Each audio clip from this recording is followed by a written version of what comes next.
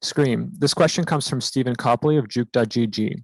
Europe has been one of, if not the most up in the air regions. Lots of teams winning or competing for those top spots. Do you think it's just players and teams figuring out their play style or something else that's caused such varied results? I didn't get the question.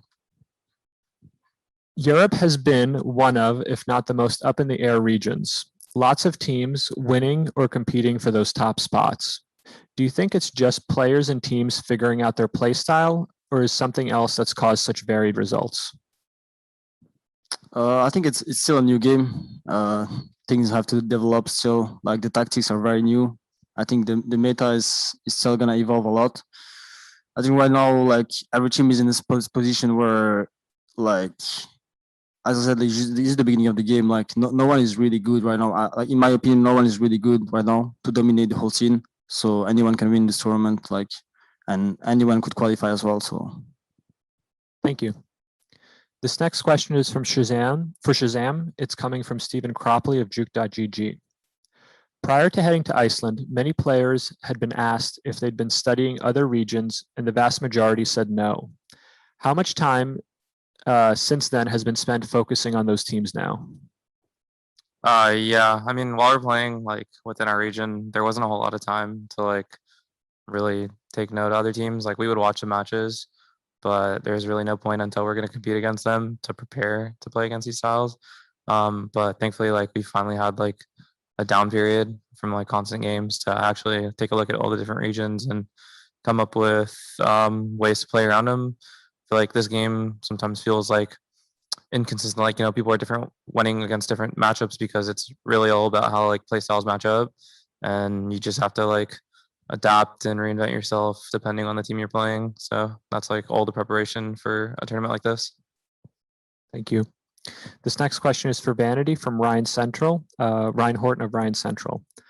There's a lot of preconceived notions on how each region plays, like EU is much more structured, Brazil will be super aggressive.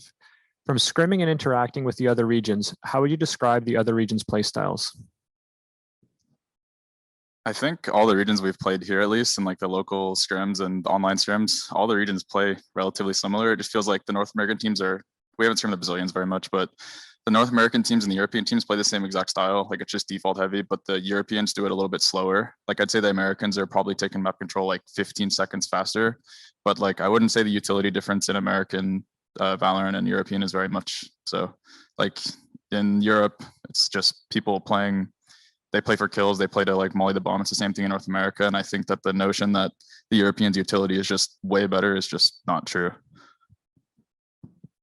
This next question is from Boaster, also from Ryan Horton of Ryan Central. There's an obvious point where Fnatic found amazing form to qualify with the addition of Durkee and Magnum. Since then, you've not lost a BO3. What would you say to those that think this great run you're on is just a honeymoon period after Durkee and Magnum came in?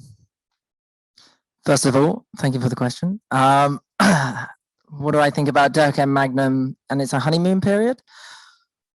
I don't think it's a honeymoon period. I think we had the basics down and the fundamentals down. Bringing in Durkee and Magnum was the firepower we needed, and with the leadership and with the coach mini and with all of our stuff that we have, there's a reason why we're here, and it's because we're pretty good at the game. We're not bad, and we're looking forward to playing all these teams here and showing what we got.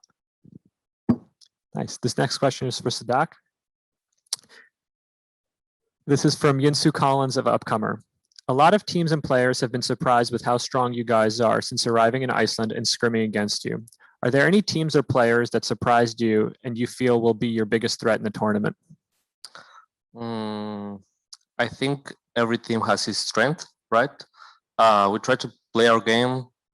Every player in every team is really strong, even stronger than they appear in video, right? So yeah, I think that everyone is playing really well. We were kind of surprised about the slow play they have here. We are used to a more aggressive play style, right? Just round sending in 10 seconds, 15 seconds. And now in Europe, just like 30 seconds, right? Yeah, that's really interesting. Thank you. This next question is for Vanity from Jessica Sharnagel of Nerd Street Gamers. How do you think playing on LAN will affect player performance in the tournament? I think given even if a lot of these players have played online before, I think just given the stage it's on, it's the first international event for Valorant, there's going to be nerves across the board. It doesn't matter who you are. It doesn't matter how high of a level you competed on. Yeah, the people that have competed at a higher level probably will have more of an advantage at first, or later on in the tournament. But I think at the beginning, everyone's just going to have like the beginning of the nerves. But I don't think it'll affect the level of play very much. This next question is for Boaster from Yinsu Collins of Upcomer. We've seen such a dramatic shift into the Viper and Astra meta, and we'll expect all of the teams to showcase what they've been working on. However, you're one of the teams that have stuck with Brimstone on Bind despite Astra being introduced. Why is this? What are the strengths and weaknesses of both agents on Bind? First of all, thank you for the question. The reason why we're sticking with Brimstone, I'd say, is because I saw that people were saying like, why is I don't get why EU is playing Astra not playing Astra so much. But I think the reason why we stick with Brimstone is because, firstly, I love playing Brimstone. It's kind of fun, and I guess that kind of helps with the overall. Because I'm the IGL, I come up with the stats, whatnot. So that kind of overall improves our T side and whatnot. Astra, yeah, she's pretty good. I mean, you got the cross map, you got all that, like, stars and whatnot. But I don't think she's needed. I think Astra is. I think her ulti is just useless. Like, I don't see it being very good whatsoever. So why rock an Astra? Like with you got the sucks, but like man's already past the sucks by the time that you're using them. You know what I'm saying? Like, that's why we use Brimstone. I think he's cooler. His smokes are better. I like him.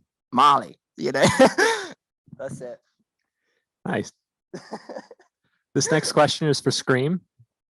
What is the biggest weakness in North America's approach to Valorant? And this question is from Andy Williams of Deserto. It's a tough one. I think as Vanity said, like Europe and America have kind of the game style. But I do think Europe is a bit better. Like, I think obviously the Sentinels have like amazing players individually, but I feel like what they do is very predictable compared to Europe, and I think that's gonna be the biggest difference between these two regions. Can I respond to that? The team you saw in Masters 1 and the team you saw in regional finals is a different team from the team you'll see here. So. You'll do nothing. This next question is for Sadak from Josh Wilkinson of Platchat. Which top teams do you think you match up the best against? We match up against. Which teams do you match up the best against? I mean, we haven't played against every team here because they don't want to scream us, most of them. So it's a tough question to answer. But yeah, that's my answer. Thank you. This next question is for Boaster. It comes from Josh Wilkinson of Platchat. Your players are fairly inexperienced in huge events like this. How are you making sure that your guys perform at their best at LAN? First of all, thank you for the question. How do I think they're going to perform at LAN? Yeah, I have no worries about how the players are going to perform at LAN. I think we've come this far, and I think it's just a matter of just enjoying the whole moment. Like, it doesn't matter win or lose. Like, we're at Riot's first ever international event. We're here to enjoy it. We're here to have fun. We're here to we get to see all these other teams as well, which is like really cool because like some big names next to me right now, and I'm just sitting here chilling, like loving life. But yeah, I'd say, yeah, doesn't matter. Like, whatever happens. We deal with it. But we're coming into this game. We've been practicing quite hard. Hopefully we're consistent, and we're gonna go on that stage and just try to give the best that we can do, and that's all we can. Yeah, that's it, man. Thank you. This next question is for Scream. It comes from Andy Williams of Deserto. Do you think teams that have played on LAN to reach Reykjavik have an advantage coming into Stage 2 Masters? I think teams that play on LAN that have experience playing on LAN. Yeah, I do think so. I do think players that have like a big career, like on CS, for example, that have been playing a lot of events have a good advantage on LAN. obviously because they have the experience. That's it. And the new player are gonna be under pressure. It's gonna, as Valentin said as well, it's gonna be the first event, Valorant biggest event. So I don't know, like I'm kind of nervous as well, but I know I have the experience and I'm gonna back it up and I'm gonna make my team comfortable. This next I never thought I'd hear Scream say he's nervous. That's it, man. This next question is for Shazam. It comes from Yinsu Collins of Upcomer. NA hasn't seen much success in esports on the international stage as of late, meaning a lot of their fans and analysts are seeing you guys as one of their biggest hopes and are expecting you to win Masters too. Do you feel that pressure, and do you think you guys could be the poster boys for NA success this time around? We definitely feel the pressure, I guess. If there's any team to represent NA, it's probably us. We've been probably the most consistent over the last year. But that's kind of been the story going into like a lot of these tournaments for us, that we were probably the favorites to win the tournaments, and I think we still produced results. So like I feel really comfortable with the level we're at, with the stuff we prepared. Honestly, we're definitely in a position to win. It's about us showing up on match day, and so we'll take that support, and hopefully people continue to believe in us. This next question is for Vanity. It comes from Jessica Scharnagel of Nerd Street Gamers. What were some of the biggest changes you made in preparing for this competition compared to your regional tournaments? I mean, we have a stand-in, so obviously our preparation is going to be a little different. You have to kind of try to get the player acclimated. I think that's probably like the biggest hurdle we'll have to overcome throughout the tournament. I think we've done a good job at it so far, but I mean, we'll never know until we actually get on the stage and play the matches. But during practice, everything's been going well, and I think we'll be okay.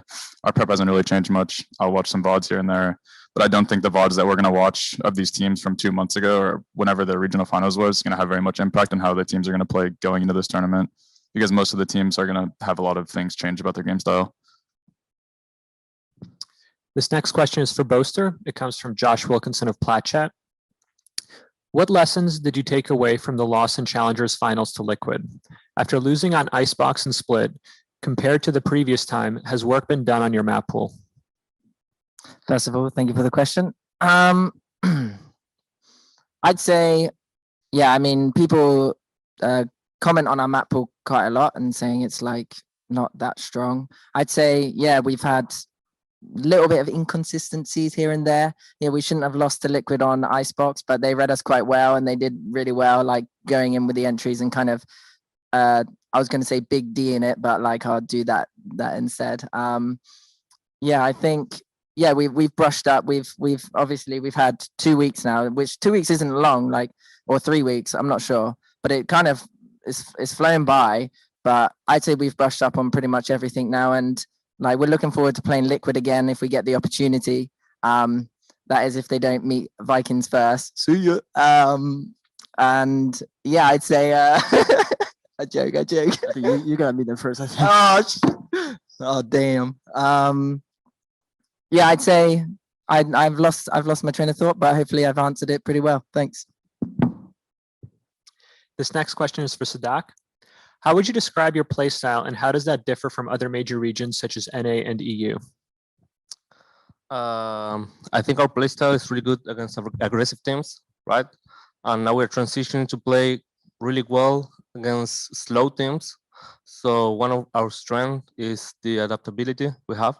So yeah, it's actually really surprising how teams play here. Like it's really, really different, and we are learning from them. Yeah. This next question comes from Josh Wilkinson of Platchat. It's for Scream. After EC1S left the team, what was the process of finding a new in-game leader? Can you describe how the calling works on Liquid now with Soulcast and yourself? Yeah, we have had problems with Eccles with Liquid, because like he was taking over the calls a lot. But I think in Valorant, like we need 5 brains to work. We need consistently like thinking solutions all the time.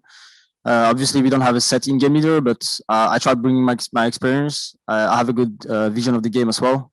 Soulcast is doing kind of the same as well. So we have a good mix of like just working, adapting to the game, and obviously we have amazing strats as well mix it up. But as I said, we don't have in-game leader, but we don't need it.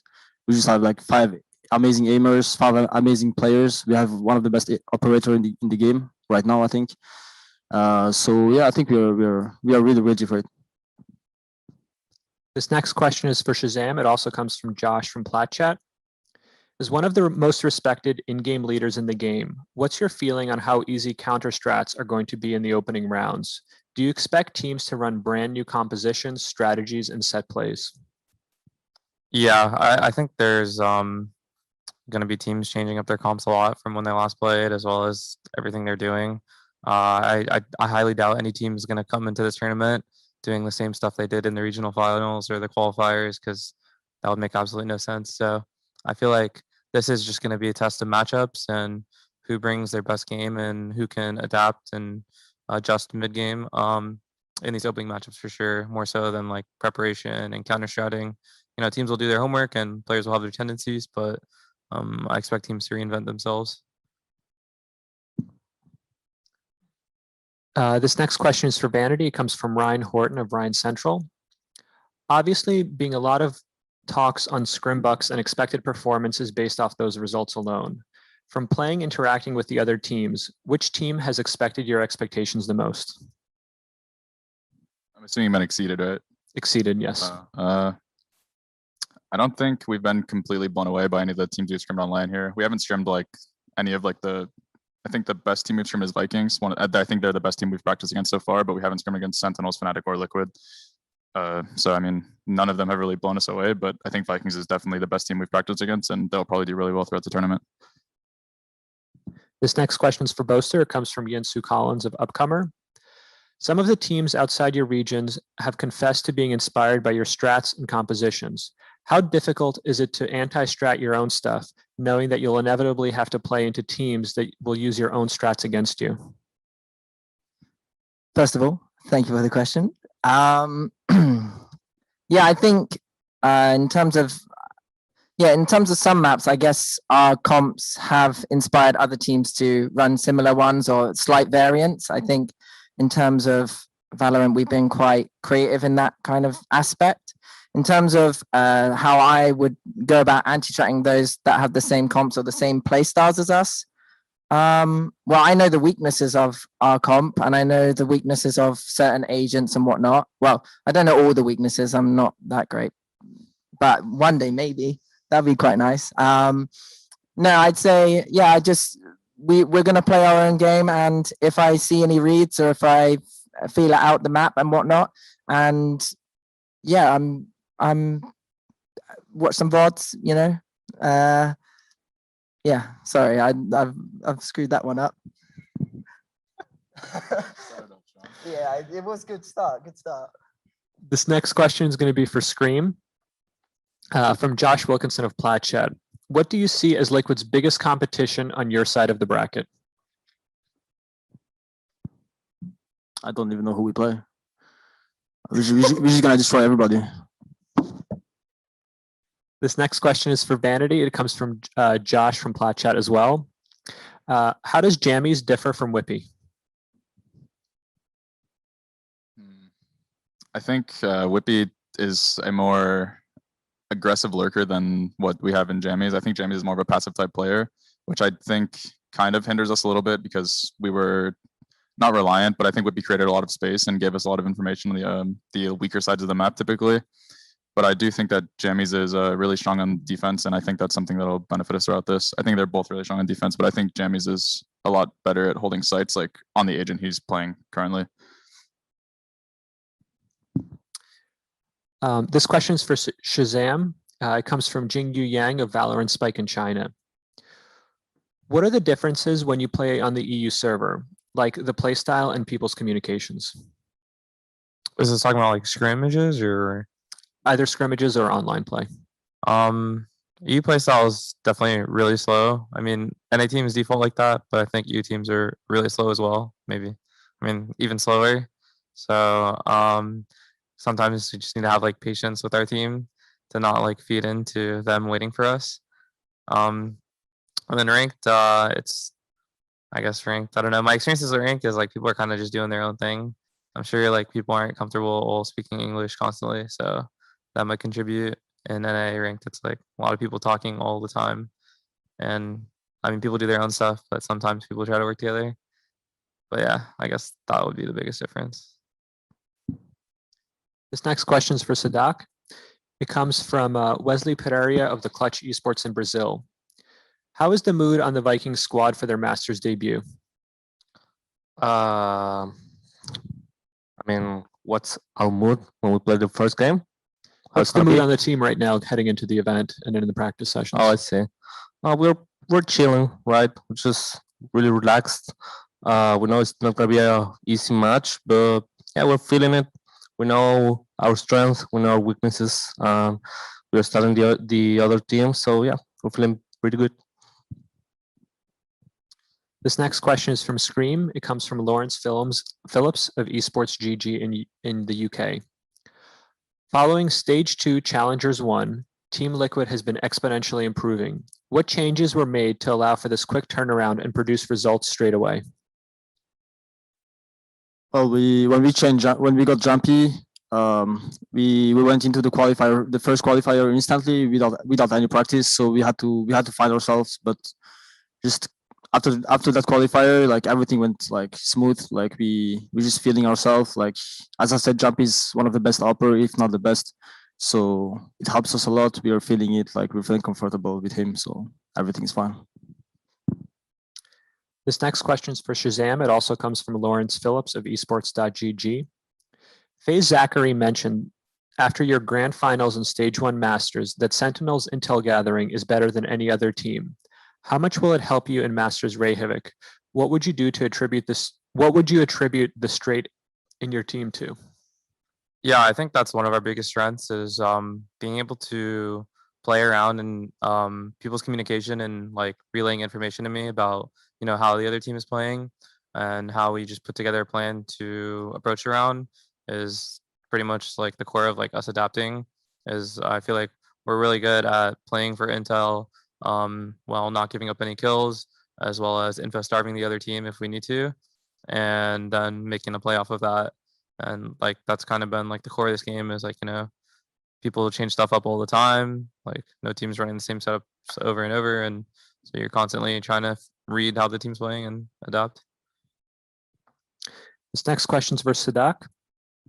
It comes from Victor Hugo Barbosa from Mais Esports. Team Vikings will debut in Masters Reykjavik against X10 Esports. What are your expectations? I think we are going to win, of course. As I said before, it's not going to be an easy match, but we are really trusting ourselves in this one. So it should be 2-0 from our end, but we don't know. Could be anything.